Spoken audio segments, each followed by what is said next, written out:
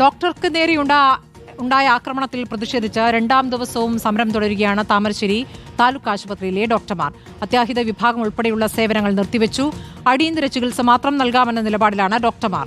ആരോഗ്യ പ്രവർത്തകരുടെ സുരക്ഷ ഉറപ്പുവരുത്താതെ ജോലി ചെയ്യില്ല എന്നാണ് KGMOA പറയുന്നത്. സിനോജ് തോമസ് വിവരങ്ങളുമായി.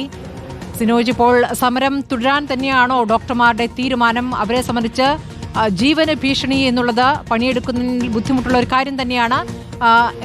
നേരത്തെ തന്നെ പോലീസുകാരുടെ അല്ലെങ്കിൽ എല്ലാ ആശുപത്രികൾക്കും ഒരു സുരക്ഷാ സംവിധാനം എന്നുള്ള ഉറപ്പ് സർക്കാർ നൽകിയിരുന്നു.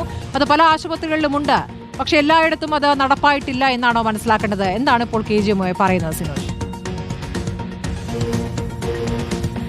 സ്മൃതി, ഗുഡ് മോർണിംഗ്. അതായത് ഇന്നലെ സംസ്ഥാന വ്യാപകമായി ഡോക്ടേഴ്സ് സമരം നടത്തിയതാണ്. പക്ഷേ ഡോക്ടർ ബിബിന് വെട്ടേറ്റ താമരശ്ശേരി താലൂക്ക് ആശുപത്രിയിൽ അനിശ്ചിതകാലത്തേക്ക് സമരത്തിലേക്ക് പോകാനാണ് ഡോക്ടേഴ്സ് തീരുമാനിച്ചിരിക്കുന്നത്. അതായത് ഇതിനു മുൻപ് പലതവണ മുന്നോട്ട് വെച്ച ആവശ്യങ്ങൾ ഇതുവരെ ഇവിടെ പാലിക്കപ്പെട്ടിട്ടില്ല. പോലീസിന്റെ ഔട്ട് പോസ്റ്റ് വേണമെന്ന നിർദ്ദേശമുണ്ടായിരുന്നു. കൂടുതൽ ഡോക്ടേഴ്സിനെ നിയമിക്കണമെന്ന ആവശ്യമുണ്ടായിരുന്നു. ഇതൊന്നും തന്നെ പാലിക്കപ്പെട്ടില്ല. അതുകൊണ്ട് തന്നെ ഇതൊക്കെ തന്നെ ഈ വാഗ്ദാനങ്ങളൊക്കെ തന്നെ പാലിക്കപ്പെടുന്നതുവരെ സമരവുമായി മുന്നോട്ട് പോകാൻ തന്നെയാണ് ഡോക്ടേഴ്സിന് തീരുമാനം. ക്യാഷ്വാലിറ്റി ഉൾപ്പെടെയുള്ള സേവനങ്ങൾ പൂർണ്ണമായി നിർത്തിവെച്ചുകൊണ്ടായിരിക്കും സമരത്തിലേക്ക് ഡോക്ടേഴ്സ് പോയിരിക്കുന്നത്. ഒപ്പം തന്നെ ഏതെങ്കിലും തരത്തിൽ ഗുരുതരമായ രോഗമുള്ള രോഗികൾ വന്നു കഴിഞ്ഞാൽ മാത്രം ചികിത്സ നൽകാമെന്ന നിലപാടിൽ തന്നെയാണ് ഡോക്ടേഴ്സ് ഉള്ളത്. ഈ സംഭവത്തിന് ശേഷം 2 പോലീസുകാരെ താൽക്കാലികമായി ഈ താലൂക്ക് ആശുപത്രിയിലേക്ക് താമരശ്ശേരി പോലീസ് സ്റ്റേഷനിൽ നിന്ന് വിന്യസിച്ചിട്ടുണ്ട്.